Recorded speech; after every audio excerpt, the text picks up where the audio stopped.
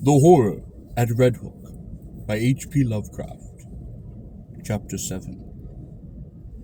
Malone's dream, experienced in full before he knew of Saddam's death and transfer at sea, was curiously supplemented by some odd realities of the case, though that is no reason why anyone should believe it. The 3 old houses in Parker Place, doubtless long rotten with decay in its most insidious form, collapsed without visible cause, while half the raiders and most of the prisoners were still inside, and of both the greater number were instantly killed. Only in the basements and cellars was there much saving of life, and Malone was lucky to have been deep below the house of Robert Saddam, for he really was there, as no one is disposed to deny. They found him unconscious by the edge of a night-black pool, with a grotesquely horrible jumble of decay and bones, identifiable through dental work as the body of Saddam, a few feet away. The case was plain, for it was hither that the smugglers' underground canal led, and the men who took Saddam from the ship had brought him home. They themselves were never found, or at least never identified, and the ship's doctor is not yet satisfied with the simple certitudes of the police. Saddam was evidently a leader in extensive man-smuggling operations, for the canal to his house was but one of several subterranean channels and tunnels in the neighborhood. There was a tunnel from his house to a crypt beneath the dance hall church, a crypt accessible from the church only through a narrow secret passage in the north wall, and in whose chamber some singular and terrible things were discovered. The croaking organ was there, as well as a vast arched chapel with wooden benches and a strangely figured altar. The walls themselves were lined with small cells, in 17 of which, hideous to relate, solitary prisoners in a state of complete idiocy were found chained, including 4 mothers with infants of disturbingly strange appearance. These infants died soon after exposure to light, a circumstance which the doctors thought rather merciful. Nobody but Malone, among those who inspected them, remembered the somber question of old Delore: An sint uquam damanas incubi et succubi, et en nextale congressu pale nasceque?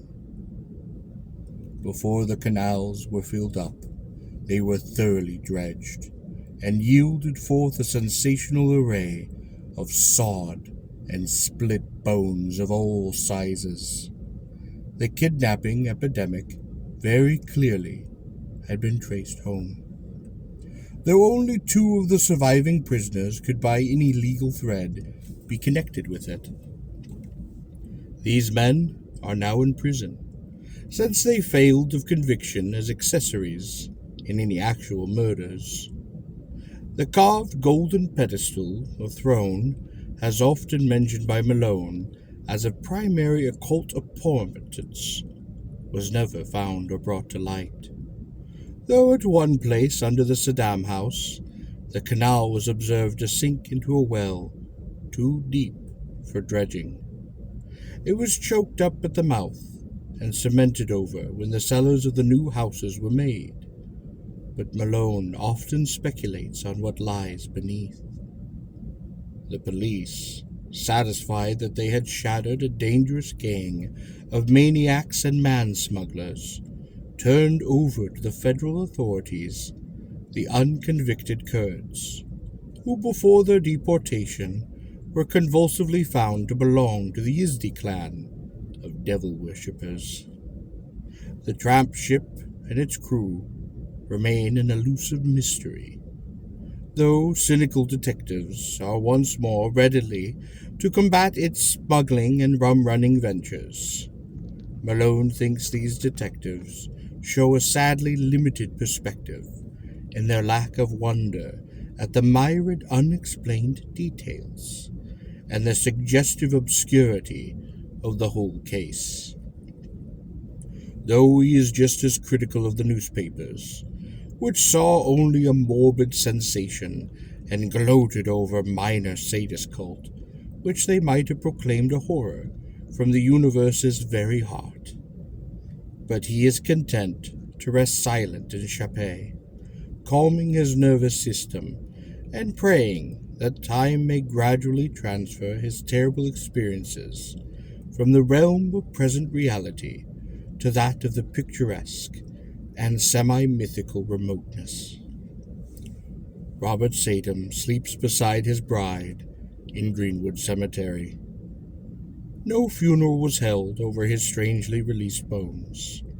Relatives are grateful for the swift oblivion which overtook the case as a whole. The scholar's connection with the Red Hook horrors, indeed, was never emblazoned by any legal proof, since his death forestalled any inquiry he would otherwise have faced. His own end is not much mentioned, and the Saddam's hope that posterity may recall him only as a gentle recluse who dabbled in harmless magic and folklore. As for Red Hook, it is always the same. Saddam came and went. A terror gathered, and it faded. But the evil spirit of darkness and squalor broods on amongst the mongrels in those old brick homes.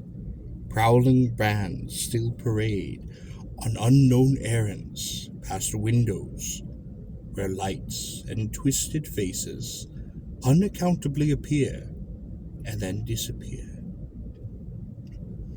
Age-old horror is a hydra with 1,000 heads, and the cults of darkness are rooted in blasphemies deeper even than the well of Democritus. The soul of the beast is omnipresent and triumphant, and Red Hook's legions of blear-eyed, pockmarked youths still chant, still curse, and still howl as they file from abyss to abyss. None knows whence or whither, pushed on by the blind laws of biology, which they themselves may never understand. As of old, more people enter Red Hook than leave it upon that landward side, and there are always rumors of new canals running underground to certain centers of traffic in liquor and less mentionable things. The dance hall church is now mostly a dance hall. Queer faces have appeared at night at the windows. Lately a policeman expressed the belief that the filled-up crypt has been dug up again, and for no simple explanation or purpose.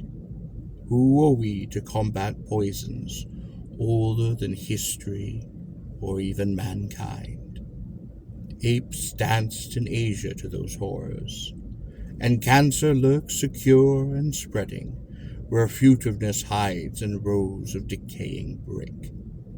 Malone does not shudder without cause, for only the other day an officer overheard a swarthy, squinting hag teaching a small child some whispered patio in the shadow of an airway.